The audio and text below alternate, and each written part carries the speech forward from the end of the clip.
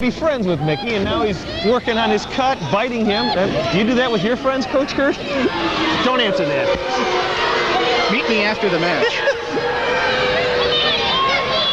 OToole brings Doyle back up again and lays one across the back of his neck. Into the ropes goes Doyle, and off again. OToole catches him in the big bear hug. And now OToole is using his strength to try and sap the strength out of Micky Doyle. Has him in that cradle position, and that's all important, keeping the man off his feet so he can squeeze. Micky's trying to work his way away from Big Rick OToole. Now Micky's down on his feet, which was the very first thing that he had to do to try to get on his own 2 feet. Now he's working on the chin, trying to push his way out. Oh, he claps the ears of Rick OToole, and that forces OToole to break the hold, but Doyle's still in a bad way, not able to get away from OToole. Off the ropes comes Doyle, and Doyle is up in that bear hug again, as OToole this time has lost a little bit of his own strength and can't hold the man up. So that will neutralize the effectiveness of that particular hold.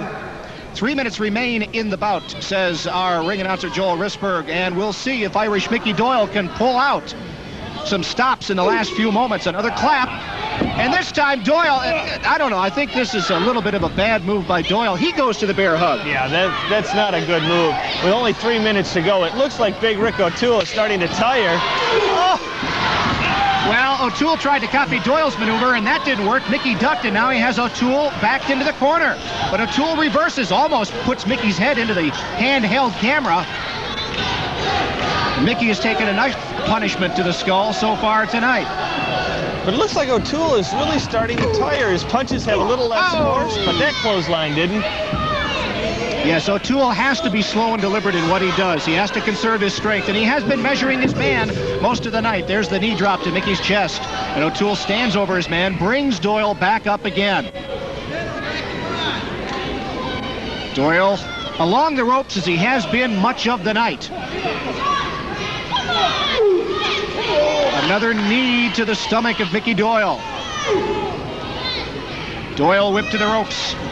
Comes up, and this time OToole telegraphed his move, and Doyle caught him with the boot.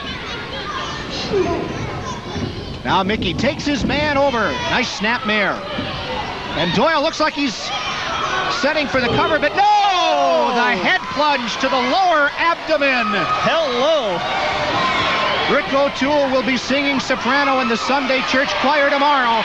And the fist drop by Micky Doyle, and OToole is hurting from top to bottom. And there's more blood flowing from the mouth of Rick OToole. Another measuring shot by Doyle, but there can't be much time left. We're down to 1 minute to go, so Micky's got to make quick work and get a cover if he wants to win.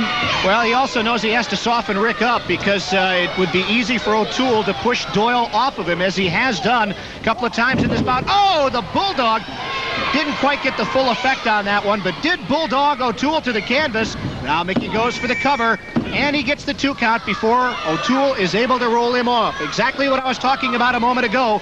Micky has to soften the man up more, but he is running out of time. Well, less than 30 seconds to go, and the stamina of Doyle is showing strong, but he may be just running out of time.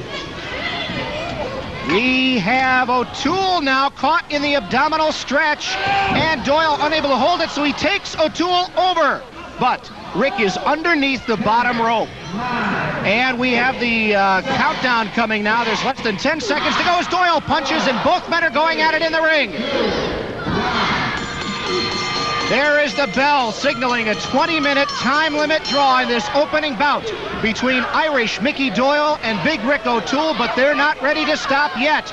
And both men are bleeding freely now. The cut in OToole's mouth and over Doyle's right eye opened more than at any other point during the match. And now OToole is working on that eye, and the bell continues to ring. Referee Bob Matlick is trying to break these two up. For a while, it looked like he was going to need a crowbar to separate those two. Referee Matlick rules this a draw. A draw. Well, the referee Bob Matlick rules this one a draw, Gorgeous Cristela, but I'll tell you, on points, I've got to give it to Rick OToole, because he carried out his game plan perfectly from start to finish. He did. He had a good plan of attack. He tried to use his superior weight advantage over that of Irish Micky Doyle. Keep the fighting, if you will, in close. Use his wrestling holds that he could lean on Doyle, take the strength out of him. And Doyle says, no, we're not through. And he just came around and blindsided him. I wouldn't send it away yet. I don't think these two guys are done with each other, even though the match is officially over.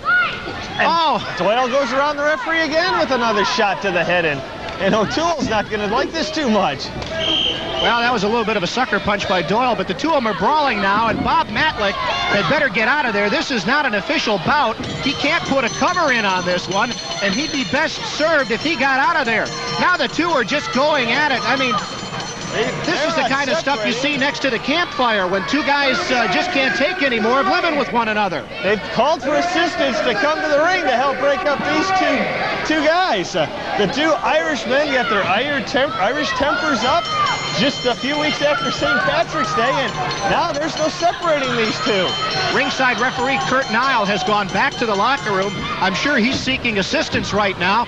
And here's OToole asking Bob Matlick for a cover. And maybe that's the only way he can get OToole out of there is to put the cover on. Now Doyle is able to rake the eyes of OToole and get him off of him.